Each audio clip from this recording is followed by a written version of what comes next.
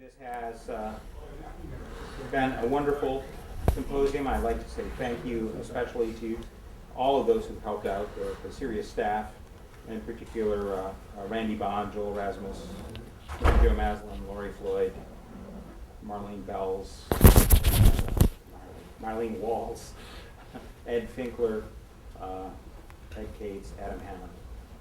All have just done a tremendous job for us. One final announcement regarding the symposium.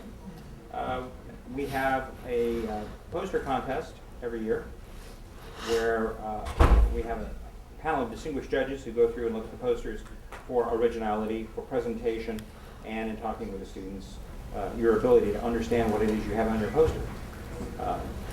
It's not a given necessarily. But there are some recognitions for these.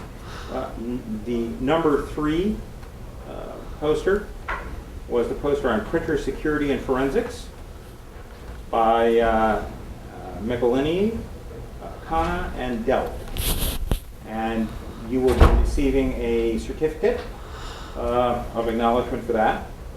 The number 2 poster, optimal finger combinations and multi-finger biometric systems, Marvin Michaels, Shimon Modi, and Stephen Elliott. And for the student involved, there's a $100 certificate prize along with a certificate for that poster. So congratulations on that. And the number 1 poster, as judged by our panel, automatic reverse engineering of data structures from binary execution. And this was Lin, Zhang, and Zhu. And the student involved here gets a $250 prize and a recognition certificate. So congratulations to all of the students who participated.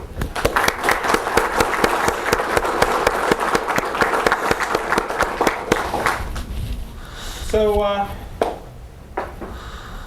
in selecting a speaker for today's seminar, we had some fortuitous circumstances, but also some direction.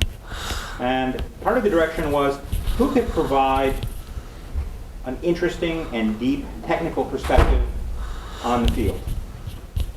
Information security is a young field in some respects, but does have some rich history. And as I've said in several meetings and classes, there's a lot that occurred before Google came along. And if you can't find it in Google, you may not think it exists, but it does. And there were some people who were laying the groundwork for that. Our speaker today is Dr. David Bell, who has had a long career in the field. He's one of the few who's had his name immortalized of sorts in one of the things that we all learn along the way, the Bell-LaPadula model for information flow and a system to maintain confidentiality. But he has actually had an influence in a number of other areas, including development of some of the documents in the Rainbow series and the Common Criteria, development of secure systems and testing, and a number of other things. I'm not sure how many of which he can talk about, but are not going to be necessarily the topic of his talk today. Dr. Bell got his PhD at Vanderbilt University, and then went on to a career that included 3 separate instances of working at MITRE, place just couldn't seem to get away from. And in between, he spent time at some government agencies, startups, and an independent consulting firm. Turns out we have a number of mutual friends who were on that. We were just talking about it. He has since retired, in the sense only that he doesn't go to work every day at a place that has deadlines and requirements, but he continues to be very involved in security and writing, in speaking before groups, and in thinking about some of the hard problems.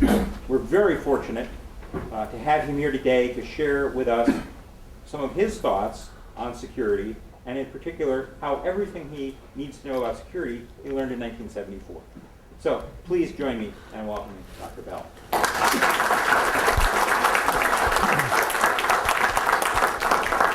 Jane, is this on? It should be, yes. Oh, okay. It's just for the camera. Oh, it's for the camera. Okay. Good afternoon.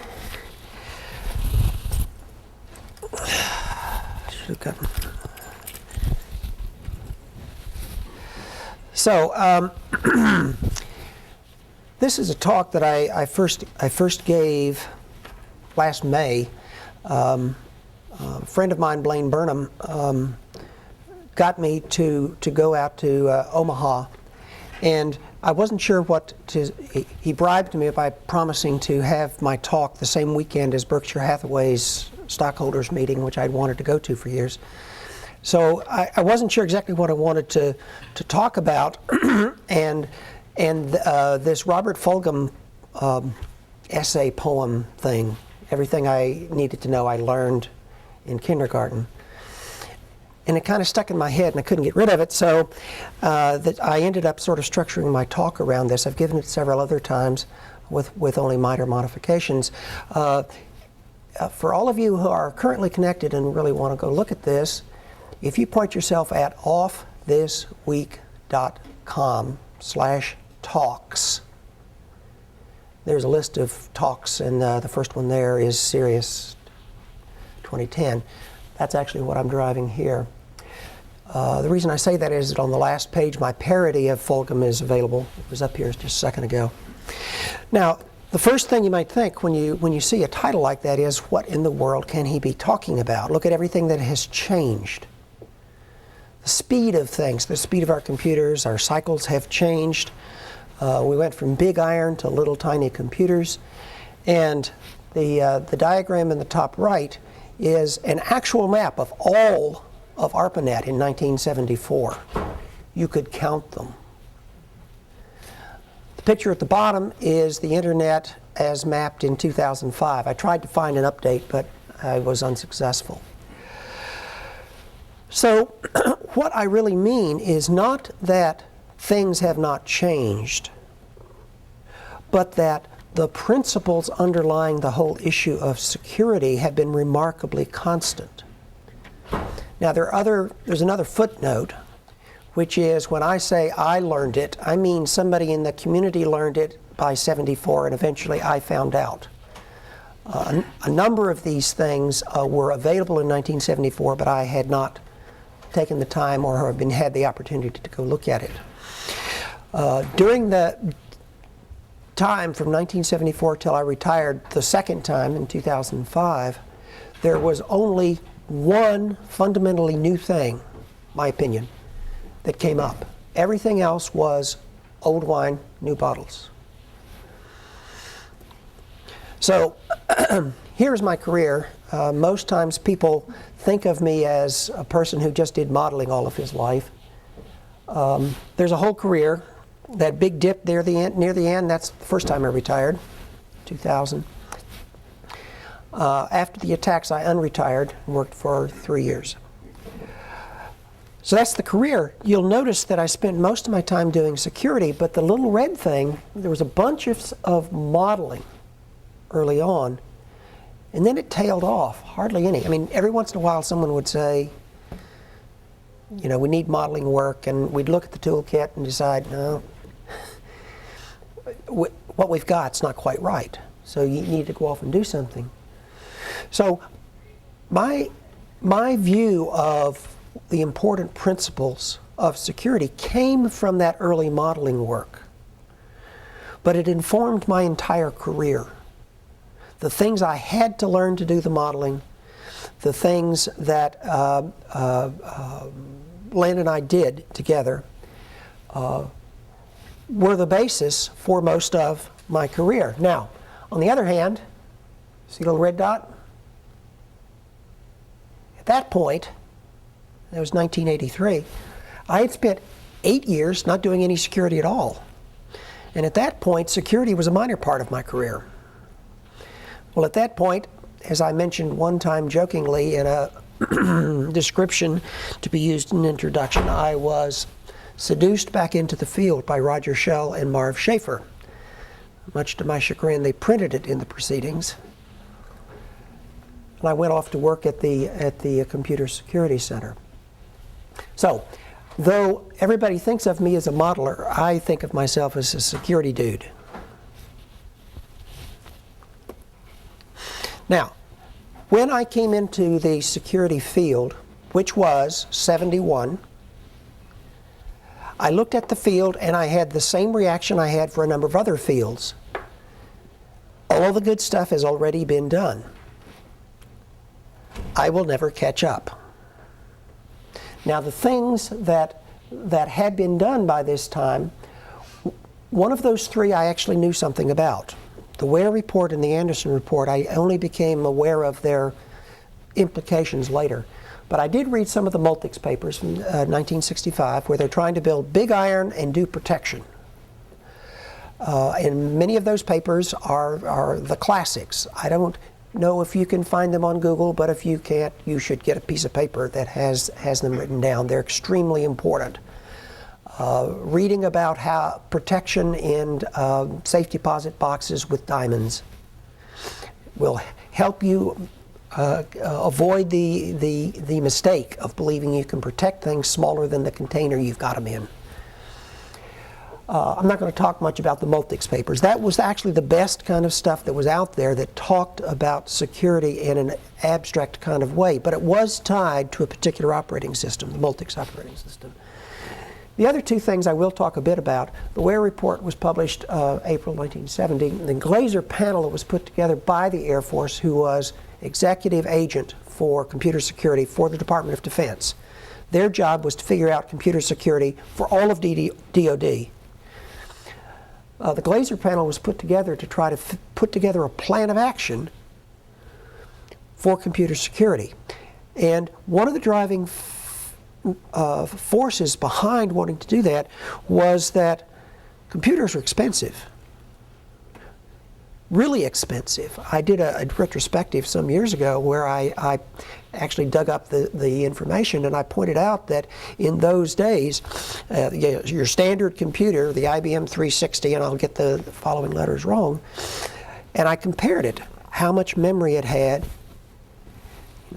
how much storage it had, and then I pointed out that that computer cost $30,000. That's the rental cost every month.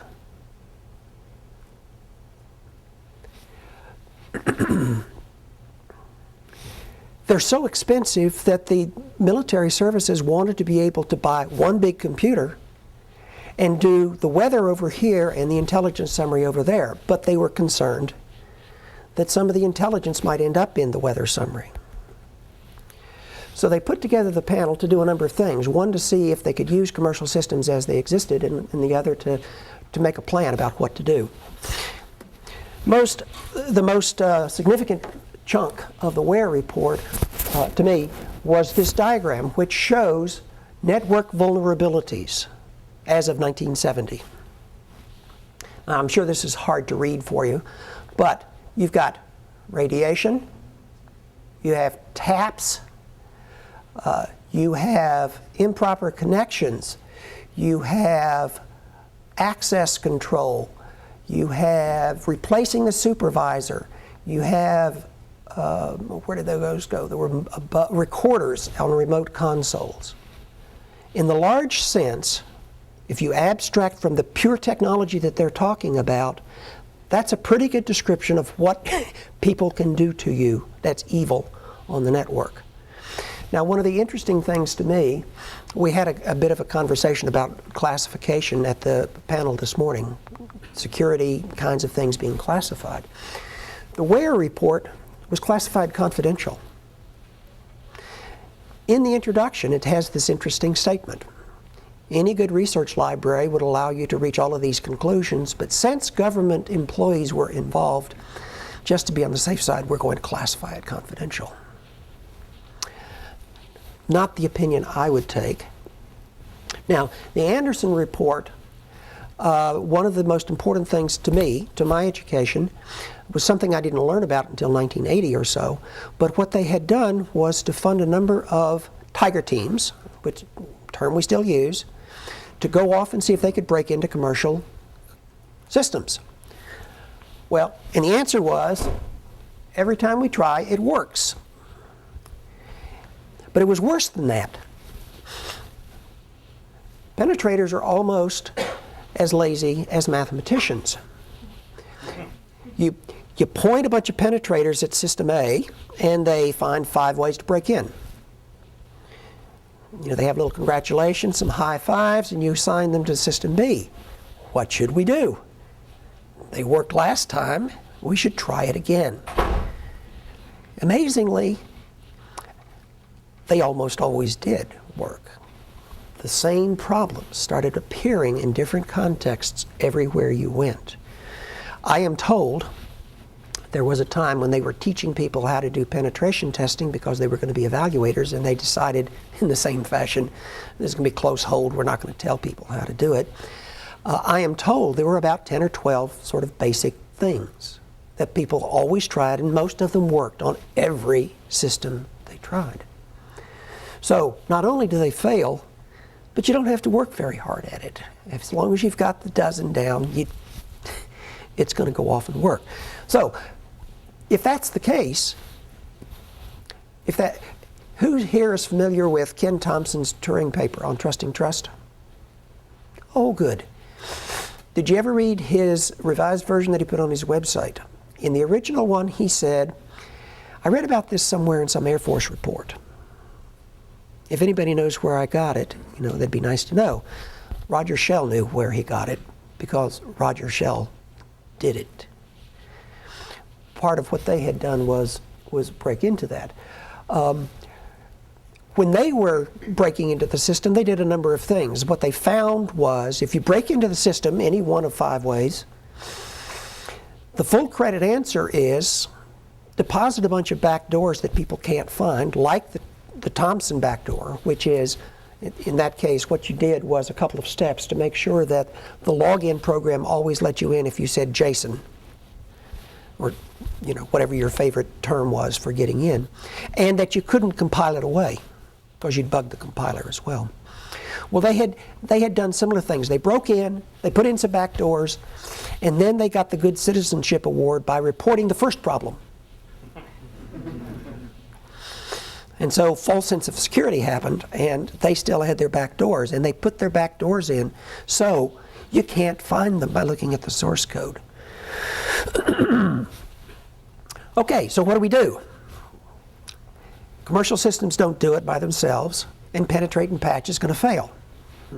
Well, the answer was, we are going to have to design this thinking about security ahead of time so that we have a shot. And what they said, they actually said what they wanted to do several different ways, which were not always compatible. First, we have to define what we're doing, and then we need a conceptual design, and they said, and that's what you call a model. Now, I read this, like I said, thoroughly in about 1982. In 1972, the new fiscal year came, and MITRE had this big contract with the Air Force. It was a major contract, projects, sub-projects, tasks. So Len LaPadula and I, we saw this task. And they called us in and we said, we'd like you to work this task. So the task was kind of terse. I mean, it had a number. The description was, you will write a report. The name of the report is Secure Computer Systems. The topic will be a mathematical model of computer security, full stop. Now, they gave us 1.5 staff years in 12 months. More than anyone would do today, I suspect. I didn't know that this fit into a grand plan. They just said, go build a model. Well, they didn't tell us what security was. They didn't tell us what a model was. They did want it to be mathematical, whatever that might mean. So, what was a model? That was one of our things. The other one, we had a couple of things. I think I have done something evil. I've just disconnected. Oh, no, okay. Are we okay? Mr. AV guy? Lord.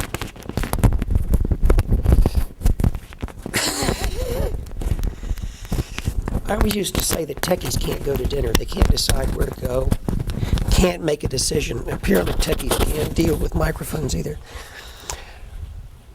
one of the things we had to figure out was, how can we tell when we have a model?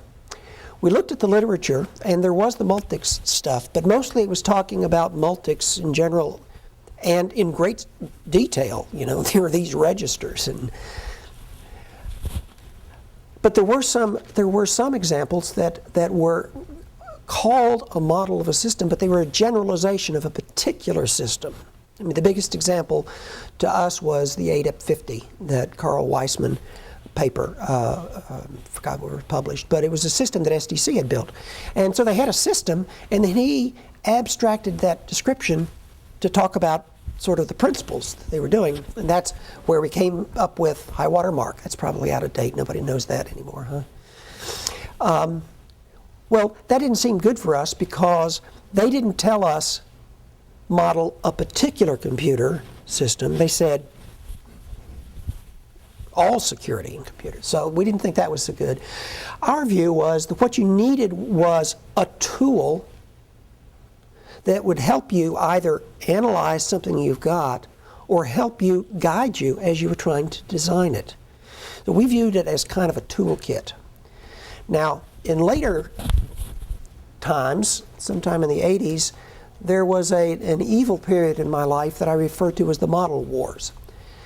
I always used to say that one of the problems in computer security was that we never criticized each other's work in public, with one notable exception, which was that Len and I got savaged every time we turned around. Well, we got savaged one time, and one of the leading proponents, his notion was that a model should delineate exactly what security is. So it would tell you what you had to do, and it also would prohibit anything that anyone thought shouldn't happen, which is a little bit beyond computable as far as I'm concerned. So we had a big war about that. And I am not interested in talking about the modeling wars, but I did want to mention that there is that other view. We went with model as a tool. Beyond that, our notion for what it was that we wanted to be able to do in building a mathematical model was, well, we knew we had to describe the situation. We had to be able to say computers, and all of the stuff that made up security. So we needed classifications and clearances. Our analog to start with was people have documents. Documents have classifications. People have clearances. Classifications and clearances look like this. Sometimes, even if you have a clearance, you can't see it, and you need to know. There were compartments. So we had to be able to take all of that stuff that people were expecting when they thought about classified documents, and they had to be able to see it reflected in the model. So we had to be able to describe it. And beyond describing the bits and pieces, we needed to be able to say, here's our definition of security. Some of the other papers in security talked about security without defining it. And then when people wrote letters to the editor, what they ended up saying was, there's a problem because my pet theory hasn't been treated. And we decided, okay, we're not going to have that complaint. We're going to define it. The security is this. So if you want to criticize us, there are two things. You can say, you made a mistake in logic right there. Or you can say, something I care about you didn't treat. And in the latter case, we would say, be our guest. There must be a paper in that. You could go write something. Of course, a couple of times, the person that said that was our boss. So we said, yes, sir, and off we went. So you describe it, and then you want some results that actually give you the kind of guidance, limits, aid and assistance. But it's an ivory tower if you don't take that general result and apply it where somebody can use it. Now, later in life, remember when I was not doing security? I was in a hole in the ground in Germany, in a command post. I cared about systems in the field. This is an early precursor, I guess. Coming up with modeling results that are up here that nobody can ever use and go someplace is an academic exercise. Well, that's not quite what I meant here, is it? it's an exercise that doesn't have concrete implications. And I like concrete implications. That means that you're off doing something. So that's what we decided we wanted to try to go off and do. You know what I forgot to do was to set my alarm to remind myself not to be too late. So we went off to do this. Now, a number of people have mispronounced Len's name. When he grew up, he was Len Lapadula. He went off to college in the Jesuit called roll and said, Mr. LaPadula. And he liked it. So he was all of his family was Lapadula, and he was LaPadula. He was senior. He was the senior staff, and he had the perfect right to have his name first on our first volume. But he decided, for whatever reason, we were going to go alphabetical, and we'd alternate. So, wrong place. The first one was Bell and LaPadula, and it's the Mathematical Foundations. And it laid out a framework for describing things, and it has the first basic security theorem. Well, there's a story behind this, but I'm behind. I'll tell you afterwards. The next one, a mathematical model, that was LaPadula and Bell. And you'll notice that the state components, the definition of security, the state transitions, and the theorem that helps you analyze have all changed. Well, and part of that was because, we made our first foray into it, and then we found that there were, things that we knew we hadn't done and we needed to add. But viewing this as a toolbox, what we did was buy a basic toolkit, and then we started adding additional tools that we needed. Then Len abandoned me and went to support NASA in Houston. So volume 3 was Bell. And once again, everything changed.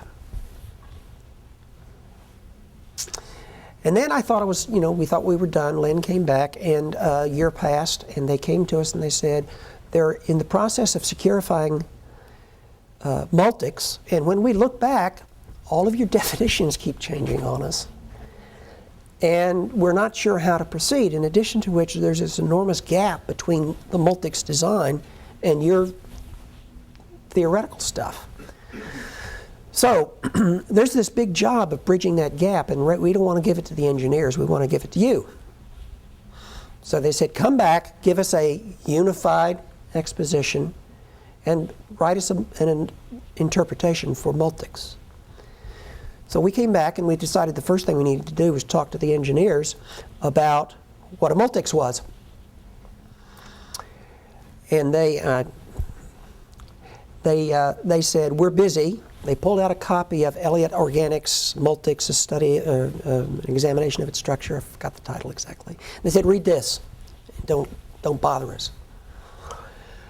Well, for an abstract mathematician, and reading Organics' book on an operating system was really hard. I had never taken a computer science class. But it was kind of a self-education. I learned a lot of good things. In fact, in later years, when someone would say, we need you to write a model for this system, I'd say, fine, where's organic? It turns out, for other operating systems, there isn't an analog of organic. So off we went to go do this, and we did this. Now, these sets of rules, which are actually kind of governors for particular changes of state, are not all the same. We got rows up here and R's down here. We got tired of having to put rows in place. Now, these are not obsoleted. They're still available, and in fact, in later life, the Multics specific ones were less useful than some of the earlier ones. So, off to do modeling work, we were building a toolkit, and as sort of an independent study, I had to go off and learn a little something about operating system design and theory. And every time I saw an operating system, there tended to be characteristics that I wish it had that Multics had in the first place. I already alluded to the fact that the engineers and we conceptual thinkers had an interesting relationship. And when you are trying to do this in general, you can think of three basic time sequencing. One is you can have the engineers go and then think about conceptually when they're done. Well, the downside here is that they've painted you in the corner, you're hosed. You know, you have the same problem if you have the conceptual people go first and the engineers later, because the conceptual engineers could define anti-gravity, and then the engineers are in trouble. They can't do it. What we did, and I didn't talk about it so much, but the third volume that I did, it was a refinement of the mathematical model, and there were 3 refinements. Every single one of them came from engineers saying, your early models told us to do this, and we can't. Trusted subjects, people are somewhat aware of trusted subjects. Lee Schiller went downstairs on a task, he had a PDP 1145, and they said, securify it, use this model. He came storming up a week later. He said, you've got this star property thing that says, I can't open up things simultaneously and read from high and write down. What do I do with my scheduler? My scheduler has to read the unclassified and then write it in order to get it out, and then read the top secret out of storage and make it run. I got to read and write top secret and unclassified at the same time. So that's one example. So you know, he was indignant, and I was abashed, and I said, well, you know, you've got a good point. And so we changed the definition of star property to say you have a choice. If you are unexamined, you have this rigorous limitation.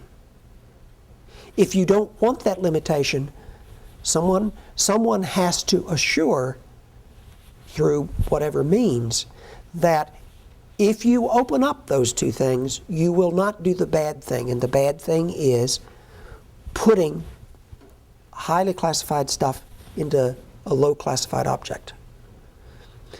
So my view is that that's probably the right thing to do.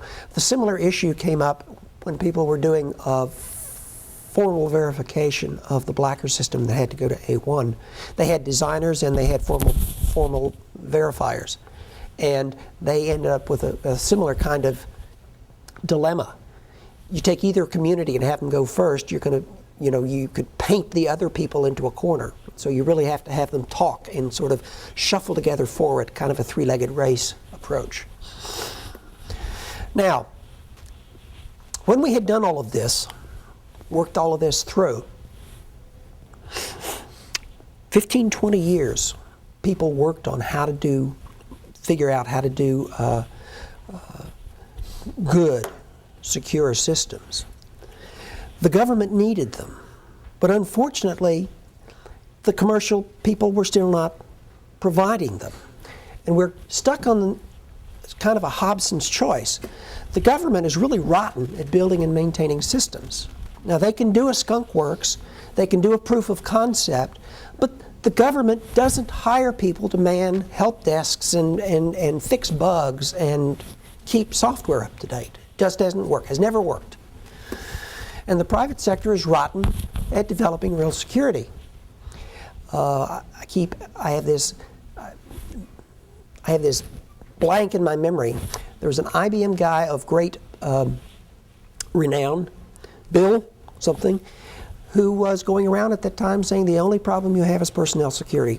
Technical security is a mirage. No, it's Bill Murray's friend. So maybe it's Bob. Yeah. Bob, the pilot with all the good stories. Right. And when one of you remembers it, just shout it out. It'll be great. What the private sector is trying to do is take over the marketplace and make money. And at that time, the marketplace was IBM. That was the marketplace. Now, this is at the time that mini computers were coming out, and not too long until we had smaller computers. So what does the government do when the commercial systems don't work, they're not giving you real security, and it doesn't work for you to do it? Well, there are only sort of two choices. You can go to the commercial people who build a system that you're otherwise happy with but doesn't have security, and you can write them a contract, pay them money, and they can make you a special version. But the downside is, a couple of downsides. One is that the sharpest people don't want to work on that job. They want to build the next operating system, get their name on the new system that goes out. So you don't necessarily get the top people. But they finish it up, time passes, new version of operating system comes out, and they didn't do yours. So every time the system gets updated, you get to pay them again. Well, that's suboptimal. Doing it themselves, that doesn't work either. At that time, Steve Walker, who had been at ARPA and then was Director of Information Systems at the Undersecretary for RDT&E, decided that there was a third way. And he started something called the Computer Security Initiative. Is this familiar to anybody, the term Computer Security Initiative? There are three parts to it, but this slide has to do with his trying to explain to people how the world is going to change. This is the way in DoD that you procured systems. Time goes down. You start with requirements and you move through this set of steps, specifications, system, and then you get up to a decision point where you need to certify. And you're certifying against a set of explicit requirements and implicit ones that are included by reference. You know, FAR and DFAR and various things that that you have to do in your system. It turns out that a number of these things that you have to certify against relate to security. So the technical engineers who are brought in for this procurement have to master those areas of security well enough to get through. But I've done one acquisition, and everybody I knew who was a technical engineering officer, they did one, and when they were finishing, what they said is, I'm never doing this again. I'm managing my career. I'm never doing an acquisition again. As a result, the good technical officers doing acquisition are always doing it the first time. So even for the security areas, they're doing it for the first time, and some of that stuff is hard. So this is what Steve's suggestion was. This is how we're going to change it. What he said was, what we will do is set up another place, a center, that will do the things that program managers, program officers won't do. Look at the commercial products, determine their security properties.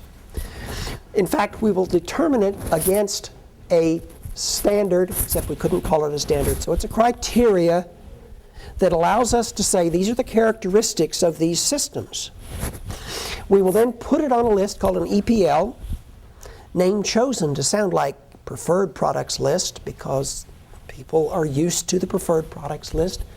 And then these poor engineers who got stuck on an acquisition will only have to deal with what does it mean for this system to have been a B2, and not have to deal with the 3 or 4 other things that are sort of interrelated and overlapping. So that's the plan. So the notion is we will build our criteria, we'll find a place where we get people to look at products and build this EPL.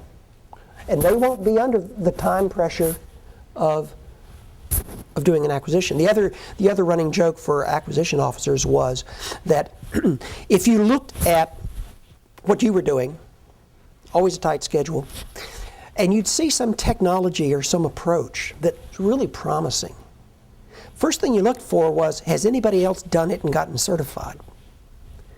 Because if you haven't, that means if you adopt that approach, you introduce risk. I'm not going to introduce risk because you get graded on doing it on time. So the joke was everybody wanted to be second. This is a great idea, George. Why don't you do it? And because if you do it, I can cite you. As a result, nobody did it. Nobody did the selfless acts that would help the community because they weren't being graded on that. They were being graded on coming in on time. So the notion was that this center, they would do the selfless acts. That'd be their mission. Well, Steve wasn't sure where to put it, but he got fooled by Bobby, and then it ended up at NSA. And that's where I ended up going. Now, if we talk just briefly about the why my computer won't talk to me. The criteria was the Trusted Computer System Evaluation Criteria, commonly called the Orange Book. Overall, what we had in here was a distillation of 20 years. And these were 20 years of thinking about it, and in some cases actually writing code and getting things to run. People who have one idea arguing against people who have published about a different idea. You know, interchange the marketplace of ideas. You have to define what security you want. The Orange Book said, you know, these are chunks of security we are interested in, we're the military. You need a good conceptual design. It said you will have a model. You need a faithful implementation. In one particular case, somebody who was going through the evaluation, was conceptually they're sitting there, and the evaluator say, "Do you have a model?" They say, "Yep, got this one." It happened to be Bell LaPadula. Most of them were Bell LaPadula. They say, "You got a design?" Say, "Yep, got a design." Do they relate to each other? We don't know. Well, if you have a really good conceptual design for a chess-playing program, but you're doing World of Warcraft, then that conceptual design really has nothing to do with your design. It's the faithful implementation. Show me that this actually informed your design, or that you're consistent with it. So it needs to be a faithful implementation. Write down what you've done so that a third party can check your work. Now, the last piece, there are a number of things that are in the Orange Book that many of them have sort of funny terms. I didn't understand them, so I'd go around to these various people and say, "What does this mean?" And then they'd explain, "There's this attack, and this set of words is supposed to stop this attack." And it was kind of fun. I'd go to 3 different people, and they'd give me 3 different stories about what these words were for.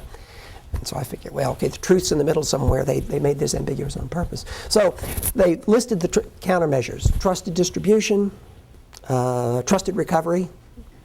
When I read that one really carefully, I went into Marv and I said, what this says is that when the computer loses its tiny mind, it will come up secure. If it lost its mind, how does it know? And he explained the attack.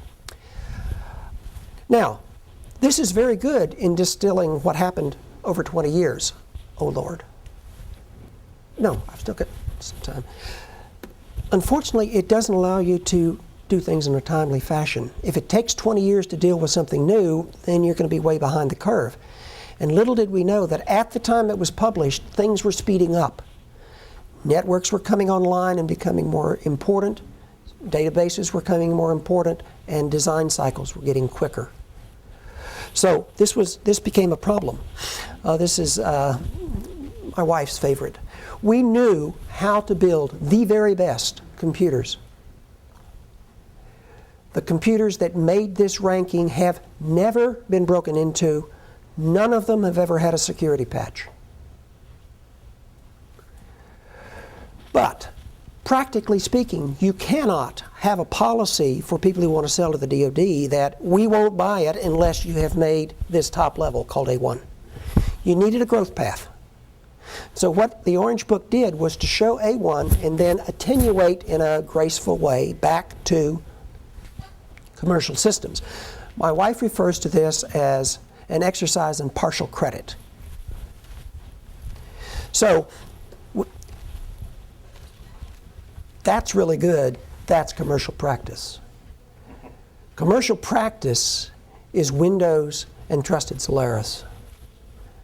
And those are the ones right now that are supposed to be protecting the dikes. Okay, so even though we changed the modeling kit as we went, and we had the network problem, I think I've already said that. Not going to go through this. Other things came up and I would look in the toolkit and say, sometimes I would say, we have all the tools we need. Other times I'd say, not quite. Need to add something, little bits and pieces. But rather than throwing something out of the toolkit, what we kept doing was refining or sharpening. Now, what does one do if one's an evaluator and you don't know how to deal with networks? And it's 1983. People bring you products that have networking characteristics, and they want you to evaluate it.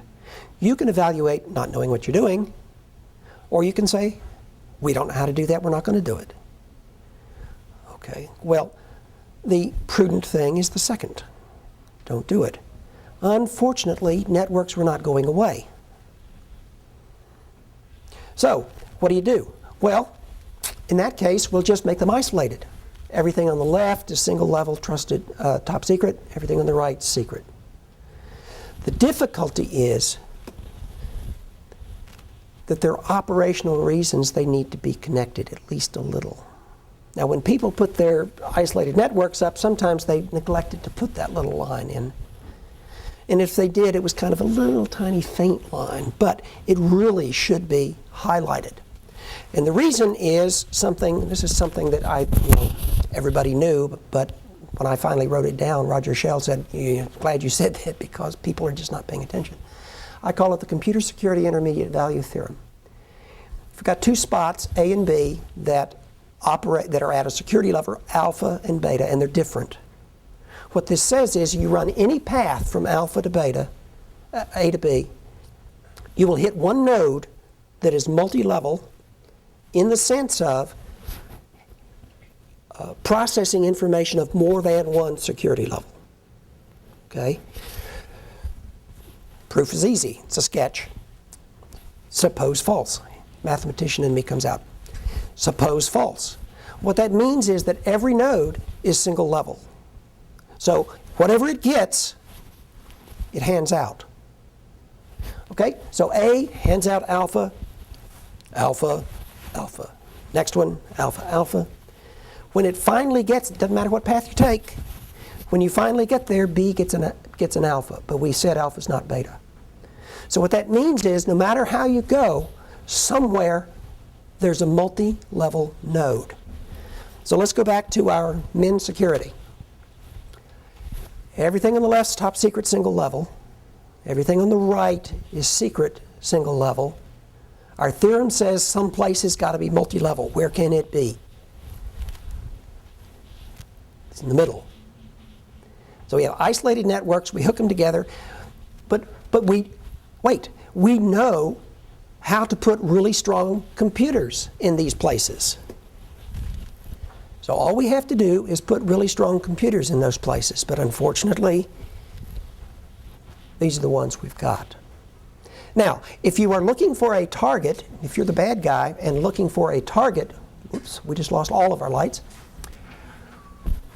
and you wanted to get from secret to top secret, where would you aim? Right at the dike in the middle. 21st century challenges. The NSA Computer Security Center is not acting as an effective champion anymore for strong commercial operating systems. They are not performing their selfless acts of security. And the hard-won accomplishments, we had 3 products that came out on the very top, and no one would use them. And now NSA will not ramp them and update their evaluation. Government is competing with industry with sandbox systems that they are unwilling to subject to the marketplace of ideas.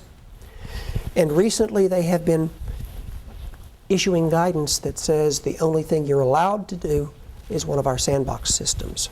This talks about robustness, but separation kernel bothers me more. So what can we do? We have to tell ourselves the truth, that there is a problem, and the people who tell us we're safe and secure,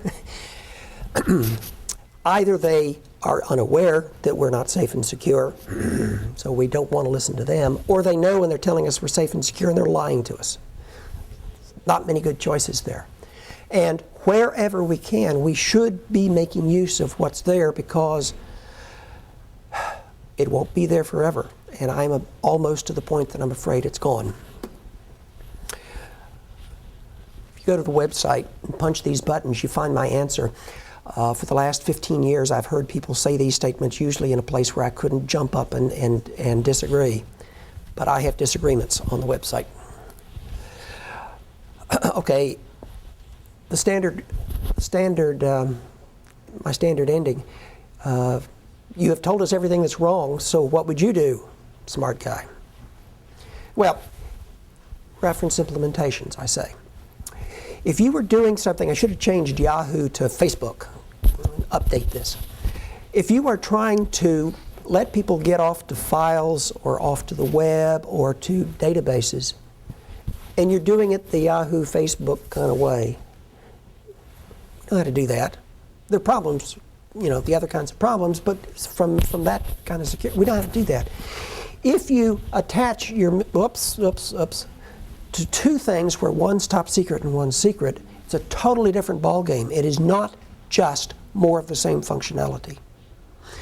But we have known for 20 years how to build that box in the middle to do secure databases and file storage, and it's easy enough to do webs.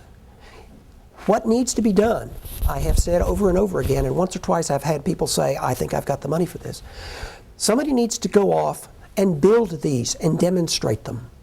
The only hard part of this is compiling Oracle to run on a small box. Dumb compiler tricks are the only hard part. The cost of a source license is significant, but if the government bought it once, the government could use examples anywhere. We need a selfless act of security. Now, I've heard some mention of U.S. visit.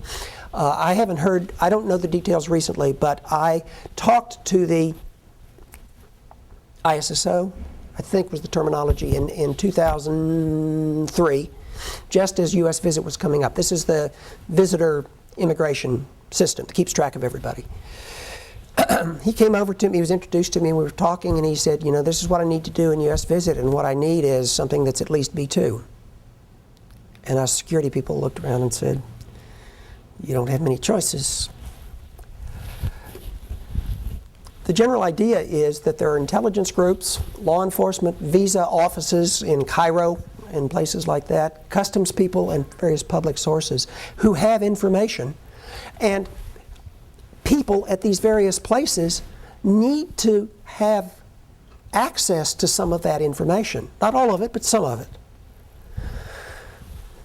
So what you'd like is a nice set of equipment that you could put places, configure for your individual location, that would enable people to put things into the database if that's their job, and retrieve stuff from databases if that's their job.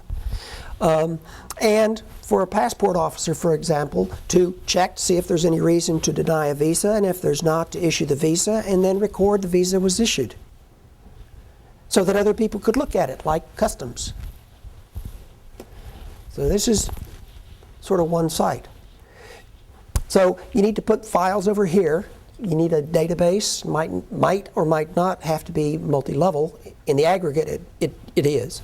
You need to be able to read up, so things down below you, you can suck it in. You have to have a limited way of providing stuff out when it's your function and your job to put stuff out. Do web, file stuff. We know how to do all of that. Somebody needs to build it and then say, you need this kind of thing? Do it. It isn't so hard. I always said that if my retirement nest egg was bigger, I could fund it. But then I'd have to go to work. That's it. Questions? Bob Courtney. That's it. I tried last night to go searching for it, and I forgot after I got to the back, but it's Bob Courtney. IBM was going around saying this notion of technical security is just a mirage. The only thing you have to do is make sure you have good people. Courtney's laws actually make sense, but that part of what he used to say is off. Yep. But the rest of the other half of what he said really is valuable. Yeah. Well, at the time I first observed him talking and stuff like that, I was at the Computer Security Center, so I was looking at it through blinders. So I'll ask, there are two systems I know of that are out there that are fairly highly rated. One is Rogers' sort of redone GemSauce system. He hasn't been able to get a lot of traction on getting people to adopt that. And the other is the Green Hills Integrity System. That's been evaluated at a high level. It's a very compact system. Any comments on either of those? I knew a little bit about the Green Hills when they were first starting up, or when they were getting rolling in 2004. I'm not current on it beyond that. Rogers' GemSauce system was the basis of the Blacker system that was a combination of high-grade crypto and A1 systems, which NSA fielded in an initial run and then used for their own purposes for 10 years but never put out for anyone else. My observation is much the same as yours. He's not getting much traction. He sometimes wants more than he can get in the first step. I mean, he would be perfectly happy if he could get some agency to give everyone a laptop with GemSauce on it. My view is that we would make extremely good progress if we could make use of GemSauce in those places. I mean, the fact that we network now the way we do, and we don't have much big iron lying around, means that in those places, where I showed you the multi-level between the isolated networks. What we currently have are things like DTW, MDDS, and there's another one I forgot, all of which run on trusted Solaris with special changes. These are systems that are designed for cooperating people.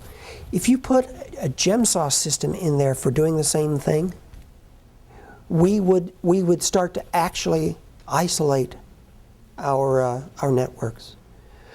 I don't know if he's ever going to find someone who is willing to do it.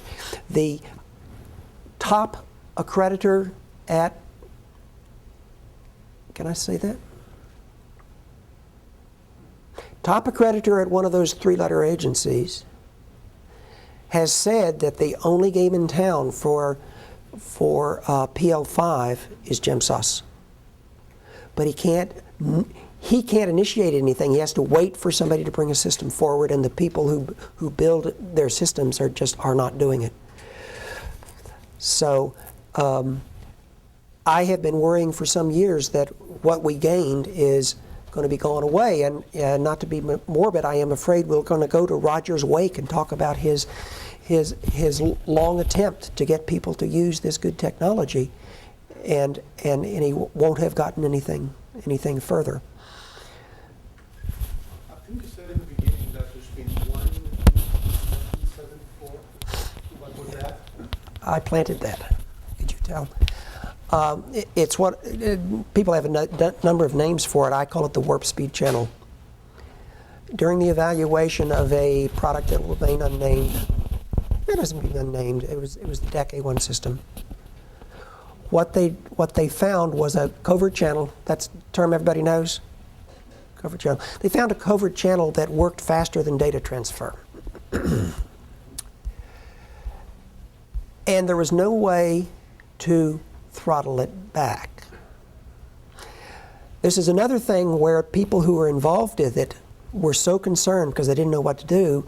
They didn't classify it, but they refused to tell their colleagues. We were, Trusted Information Systems co-sponsored the first covert channel workshop. There wasn't a second one, with aerospace. And this had blown up just before that. And some of the people at TIS knew about it. And Ted Lee didn't, so he asked how it worked. And they said they couldn't tell him. Well, Ted Lee, PhD from, I think, Harvard, had worked at Burroughs, which became Unisys, and was a dynamite programmer. So by the next morning, he had a covert channel that was running at 20 kilobytes a second. We were there 3 days. By the time he left, he had 120 kilobytes a second. Now, the way this works, is anybody familiar with the way that sperm whales procreate? Do we have a video? Hmm? Do we have a video? I do not have the video. It requires 3. This covert, one to prop the female up. This covert channel requires 3 processes.